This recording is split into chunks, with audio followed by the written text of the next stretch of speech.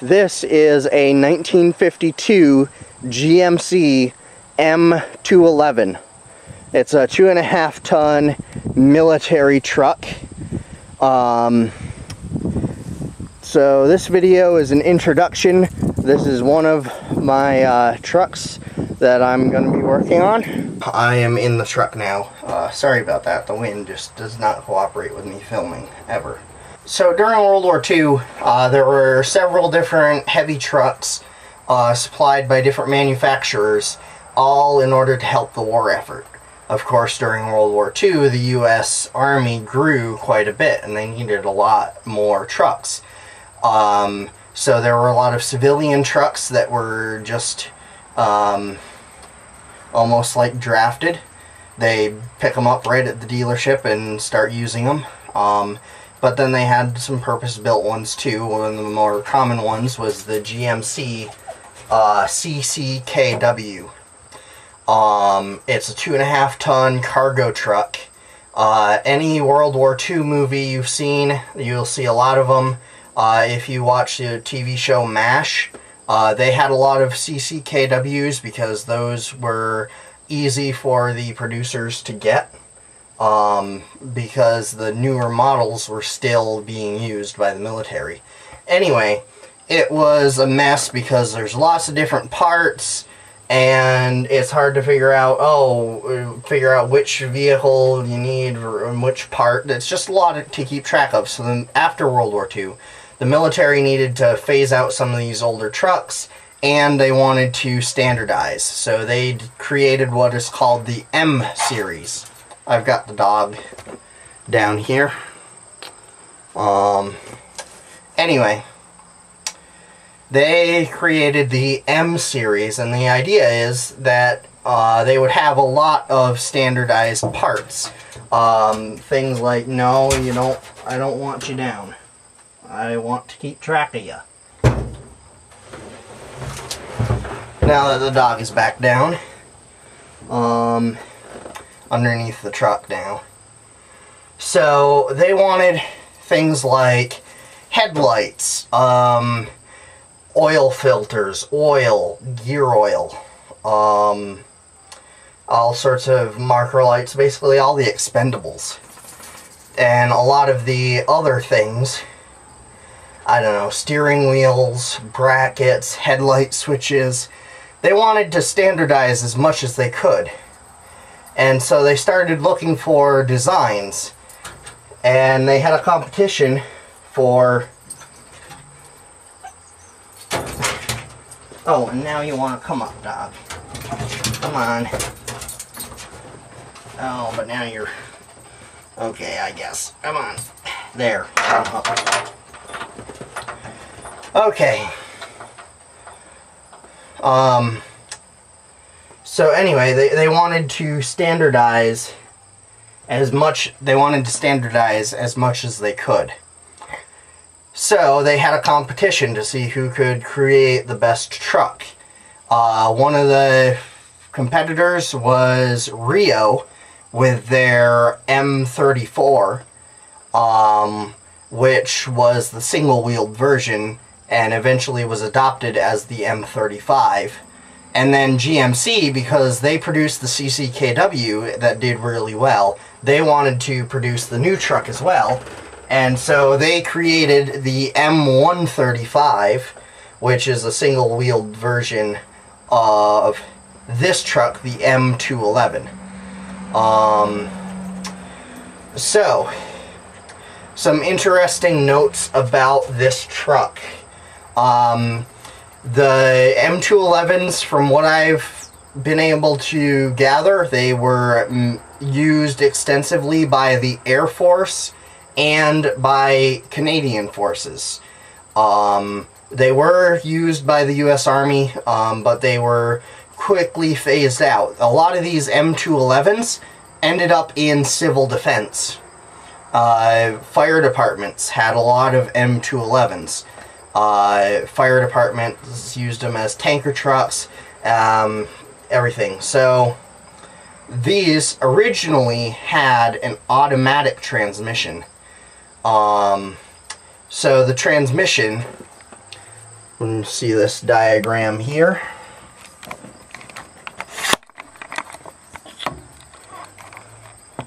So the transmission basically had two ranges, a high range and a low range, and within those it had two different modes. One of them was normal shifting for level operation, and then the other one was for like a bunch of hills and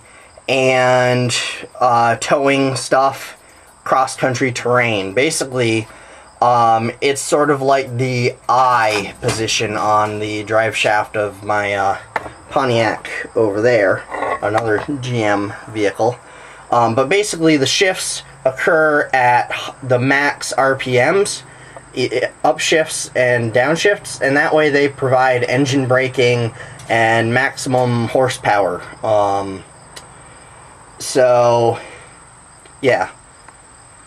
But those automatic transmissions had their faults. For instance, you should only use reverse in the low range. High range reverse, if you use it, it can do something to the transmission. Look, dog, if you want to get down, I have to hook you. Do you want to get down?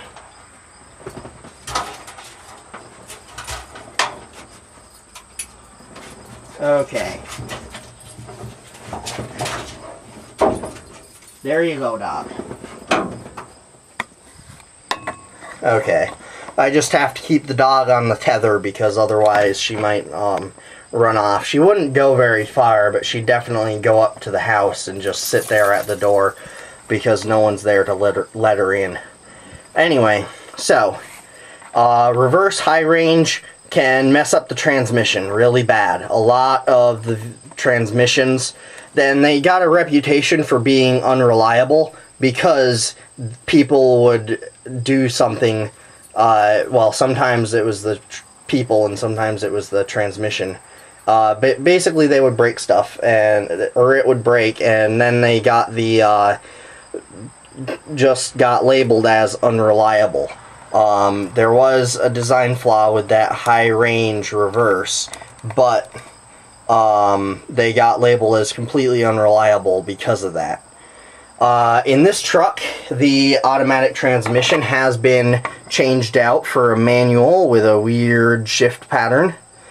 So these trucks came with the transmission, transfer case with just the transfer case. Instead of having a high range and a low range, the transmission itself does the high range and low range. So the transfer was just engaged or unengaged. So they had the GMC Jimmy 6, I guess it's called, according to an episode of Roadkill or Roadkill Garage or something that I watched once. But basically it's an inline 6 GMC 302. It actually confuses a lot of people. They're like, GM never made a 6-cylinder 302. You're thinking of the 305, and or you know, you're thinking of the Chevy 302, which the Chevy made a 302, which is completely different, not related to the GMC 302. And this has a GMC 302 inline 6. But anyway, I'm getting ahead of myself. So in the cab, the controls, it's got the same wiper, windshield wiper knob. You turn that and it opens up a valve which turns the air wipers, which are standard for M-Series vehicles. This one has a map light that it doesn't actually have. It has a switch for it. It's got the throttle here so that if you're using the winch or if you want to let it warm up, you can do that. It's got a choke down there. The starter would normally be on the shift column, but since there is no column, it's moved right here in this particular vehicle. This one is equipped with a heater, has a high range, low range.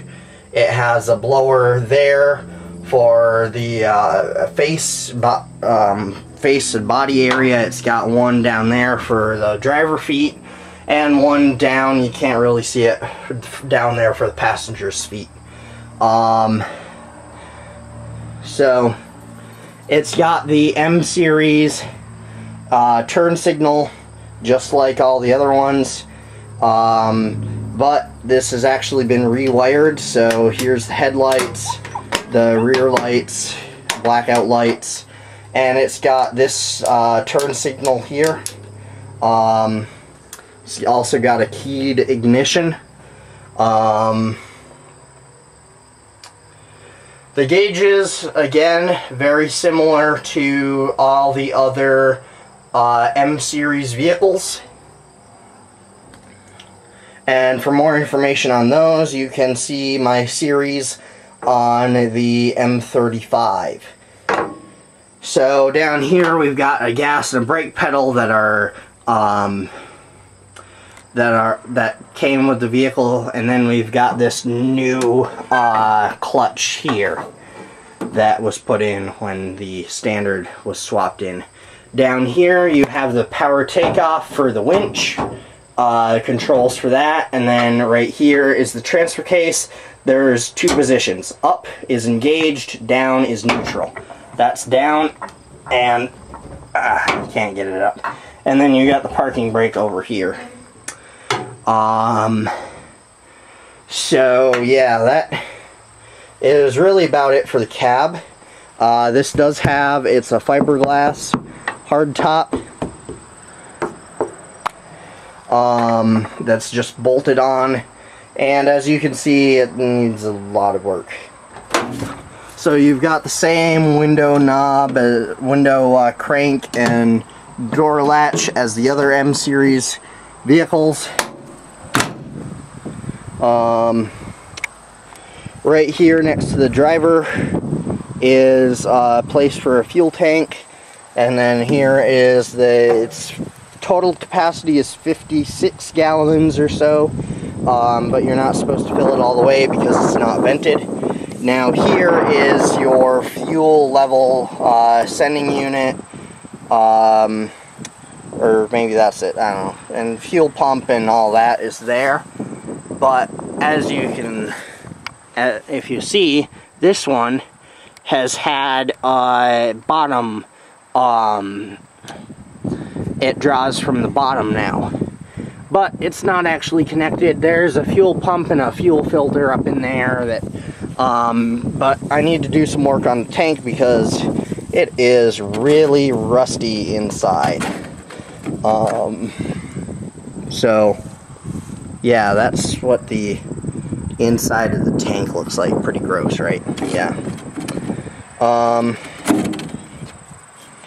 The thing that surprised me the most of this truck, of course, for the first 3 years that I owned this truck, it was 1.5 feet deep in mud. But I was really surprised at how high this step is and then how high up the cab is. It is taller than the M35. Go over there. I'm going over there. You just go over there and meet me there, okay? Go. Get. Oh, dog. So over here, unlike the M35, the M211 has a stack exhaust. Well, the muffler is there, and then it comes up to a smokestack. And again, people think, when they think of these, they think diesel, but nope, it's an inline-6 gasoline engine. As you can see, it's got the same sealed beam headlights as all the other M series, same turn signal blackout lights as the M series, but totally different body. The only body piece are some stuff on the back that are the same between the M35 and M211. I think the bed might be interchangeable, but I'm not 100% sure. So we got the front bumper, and we've got a winch. This winch is driven by a power takeoff on the transfer case. It is not actually hooked up on this particular model. So yeah, there's that. And the wind is starting to pick up. So you got these hood latches here, which the hood latches on this are slightly different than the M35 hood latches.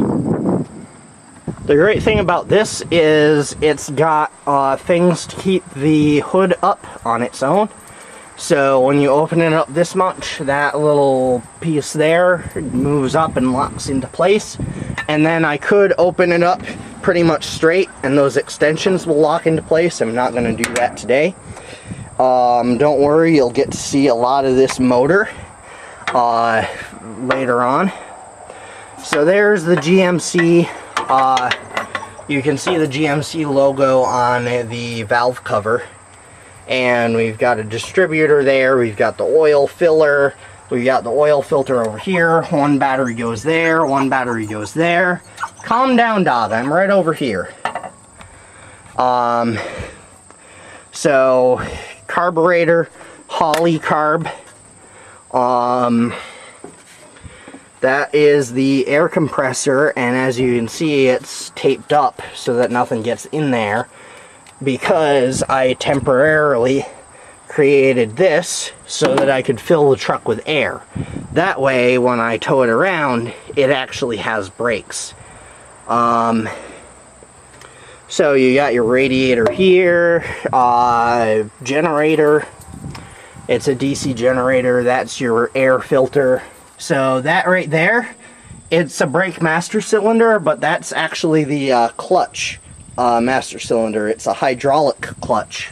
And so I just thought that was interesting. That goes right down, and it's a brake cylinder that activates the clutch. It's just interesting, the engineering that went into this.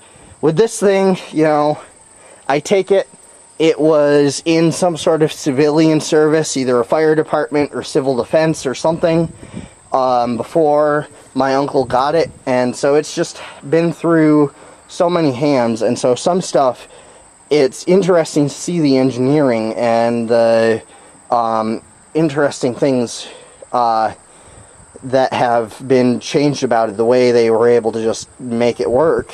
But then some stuff is just like, why? Why'd you even do that? Or, you know, like, some stuff is just so poorly executed. So I don't know who did what, but anyway, so this particular truck, so I'll show you real quickly how I can close these. You just do one side at a time.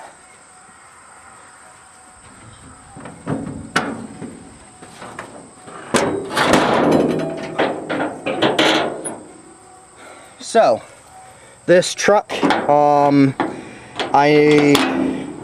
this truck, of the two trucks my uncle got, he got this one first, and he restored it, and he had it in parades and stuff, but then he got the other one and restored that, and this one was parked since 2009. It hasn't been on the road since 2009, and I have no idea when the last time it was started, but it had been sitting in that field for quite a while. And I also have no idea why it was parked. I remember him saying something about it having some problem, but I don't remember ever asking him what that problem was. Of course, I was so young at the time that I didn't really care. All I knew was, oh, darn, I can't ride in that. So, we've got tires. Some of them are flat. They don't look flat, but they don't hold air pressure at all. It's just the rigidness of the tire is the only thing that...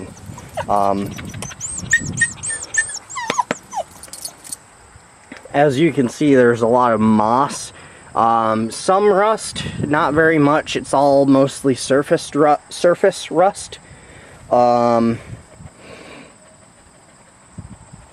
So the rear suspension has like a 3-link system. It's interesting. Oh, this right here is the spare tire carrier. So you fold this down and you put the middle of the spare tire through here, and then you tip it up, and then it goes in like that and holds the spare tire. I just have the spare tire off, and I have this out here, so that I can get underneath there, because the thing I'm working on right now is brakes. So I was able to pull this out. It was on nice flat ground. I was able to pull it out without a problem. I didn't need brakes because I was just going slowly and everything was nice and flat. However, there is no flat ground here. So if I'm pulling it around here, I kind of need brakes. So first I filled up the air tank.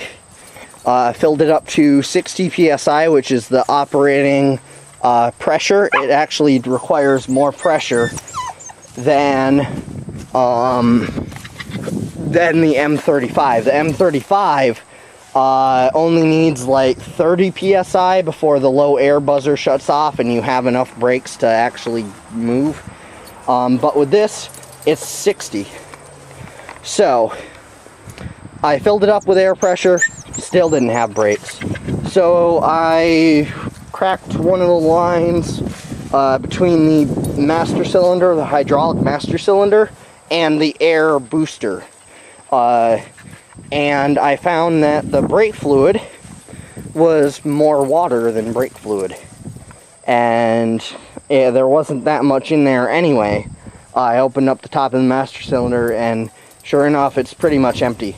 So I drained all of the brake fluid from it. So to do that, I just went around to each of these wheel cylinders, and you can see that nice shiny new bleeder valve. Most of them I was able to get off, but that one just would not come off and I ended up destroying it. So I went to 3 auto parts stores, and finally Napa Auto Parts had one. They had 2, so I picked them both up just in case. So there are 2 bleeder valves per wheel. So there's two, so there's 4 on each axle, and there are 6 axles, so that's 12 wheel cylinders. Plus there's 2 extra bleeder valves on the brake booster where the air comes into play. So I drained them all. Then now I'm going to refill it with brake fluid once I get some help so that I can bleed the brakes. And then hopefully with air pressure, the brake system will work well enough that I can get it up there. And from there I can adjust the brake pads if necessary. I can take these flat wheels off. And you see, hopefully I have enough wheels that I can actually move the thing that aren't flat. But I think most of them are pretty good. I know that one of these 4 is bad. The 2 front ones are good.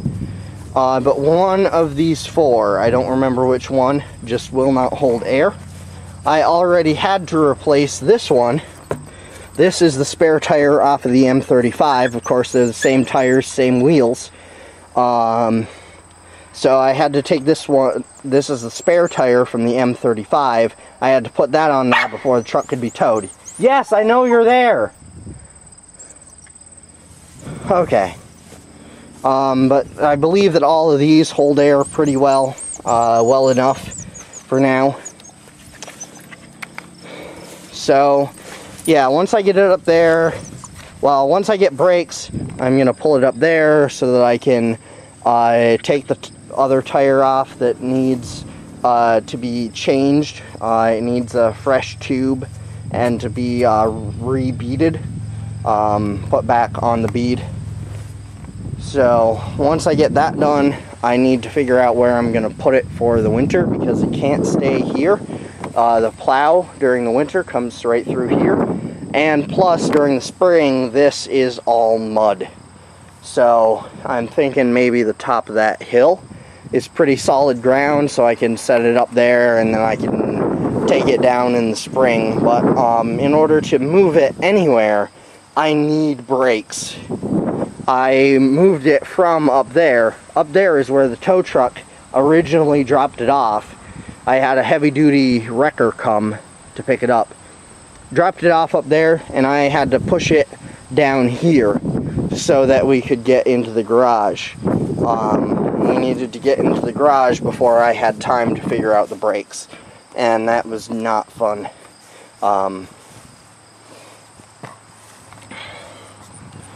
So the tailgate is the same one, I believe. Actually, it might look shorter. I'm not sure. Backlights are the same. This one's broken. I'll need to deal with that.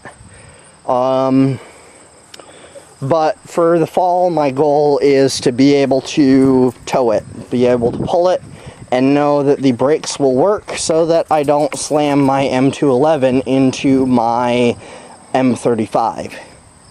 That's my goal for this fall. And then after that, I have to go through literally everything. With this truck, I really can't take anything for granted because it's been sitting so long and I don't know the history. So I will probably drain and refill all the fluids. Just check through everything I can before I even try to start it up again. I say again because I did try and start it up before it cranked, but it like tried to start, but I think maybe it was because I didn't know that the fuel line was disconnected there. So maybe I'll try and start it up out of a, using fuel, drawing fuel from a external gas can, but I don't know. I think I want to check through everything first. So there is a glove box there, all the data plates and warning plates. There's a toolbox here, and of course the doors.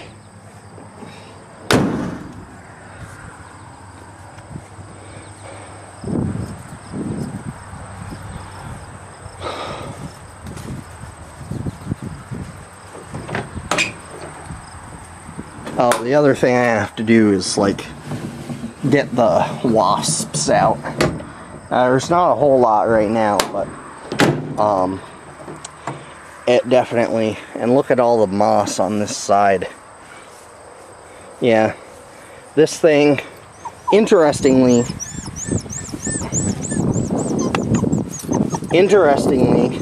when I filled it up with air, that is the M-211. You'll notice that the hood is shorter and more sloped. Everything is just a little more curvy almost on the front.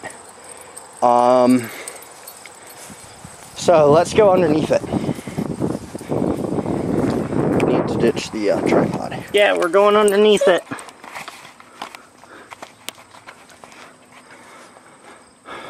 So this right here is the transfer case. This is, from what I can tell, the original transfer case. Well, it's at least a GM transfer case with 60 million different outputs, so it probably is the original. As you can see, it's got two outputs for the rear axles.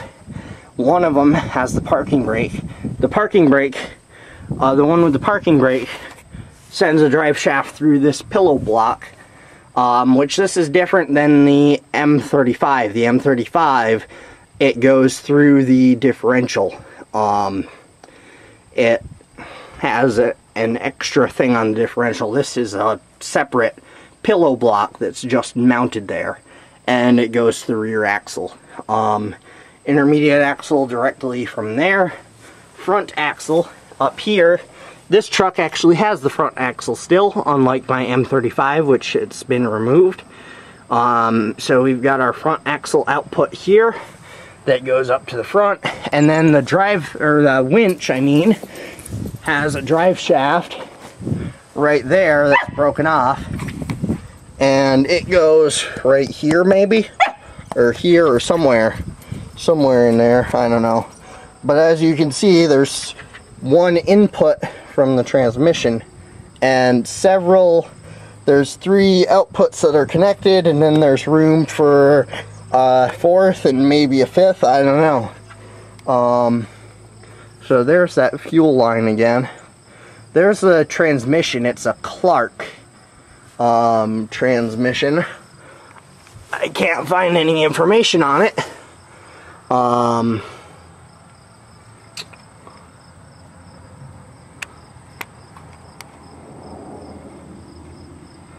but it's Clark. C-L-A-R-K. That's the flywheel and clutch and everything. The clutch is right in there, up there. I think that's where the line comes in, and that's the cylinder up in there. Let me see if I can get you a better view.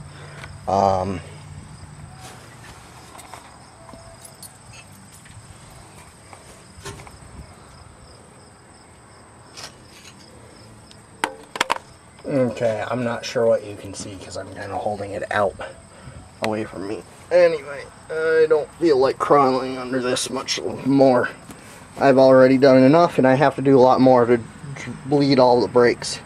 So there's the main air tank, and when I filled it up with air and drained it the first time, a bunch of water came pouring out of the air tank. Not just like misting out like it normally does. No, this was pouring out, so there was water sitting in there. And subsequently, when I've filled it and drained it, it's been spitting out a lot of oil. So the secondary air tank, which hasn't been spitting out anything, I think the air barely comes out of this valve, so I think it might be clogged up in here. But that's the secondary air tank. And then the air, the brake booster, which is an air piston that helps compress the fluid, is right here. They're air over hydraulic brakes. So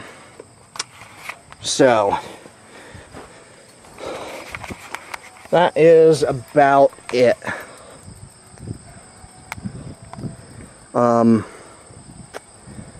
So that's it for this video. Just an introduction to my M-211.